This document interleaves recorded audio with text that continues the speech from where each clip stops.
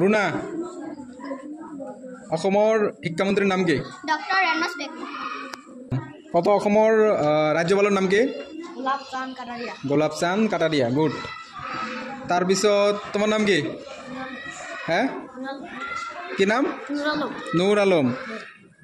কোৱাচোন ভাৰতৰ ৰাষ্ট্ৰপতিৰ নাম কি? দ্ৰৌপদী মুৰ্মু। তাৰপিছত ৰাবিয়া অসমৰ স্বাস্থ্যমন্ত্ৰীৰ নাম কি? কেশৱ মহন্ত। কি অসমৰ স্বাস্থ্যমন্ত্ৰীৰ নাম? কেশৱ মহন্ত। তাৰপিছত স্বাতীনে ফ্ৰেজা ফ্ৰেজা ভাৰতৰ প্ৰধানমন্ত্ৰীৰ নাম কি? নৰেন্দ্ৰ মোদী। তাৰপিছত কি নাম? মৰিয়ম মৰমী না মৰিয়ম মৰিয়ম হে ভাৰতৰ প্ৰথম প্ৰধানমন্ত্ৰীৰ নাম কি? জৱাহৰলাল নেহৰু। তাৰপিছত সাথী অসমৰ মুখ্যমন্ত্ৰীৰ নাম কি? ডক্টৰ হিমন্ত বিশ্ব শৰ্মা। তাৰপিছত কি নাম তোমাৰ? সুখজান। অসমৰ প্ৰথমজন মুখ্যমন্ত্ৰীৰ নাম কি? গোপীনাথ বৰদলৈ। গুড। তুমি কোৱাচোন লাচিত দিৱস কেতিয়া পালন কৰা হয়? 24 নৱেম্বৰ।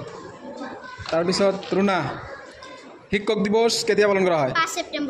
5 ছেপ্টেম্বৰ। থেৰেজা চিলাৰায় দিৱস কেতিয়া পালন কৰা হয়? 5 ফেব্ৰুৱাৰী। তাৰপিছত তুমি বিশ্ব পৰিৱেশ দিৱস কেতিয়া পালন কৰা হয়? 5 জুন তাৰিখে। তাৰপিছত শিশু দিৱস কেতিয়া পালন কৰা হয়? 14 নৱেম্বৰ।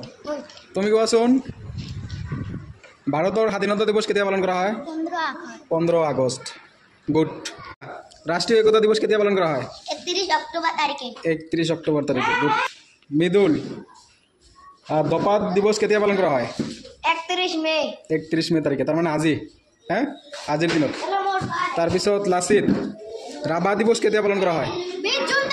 20 জুন তাৰিখে। গুড।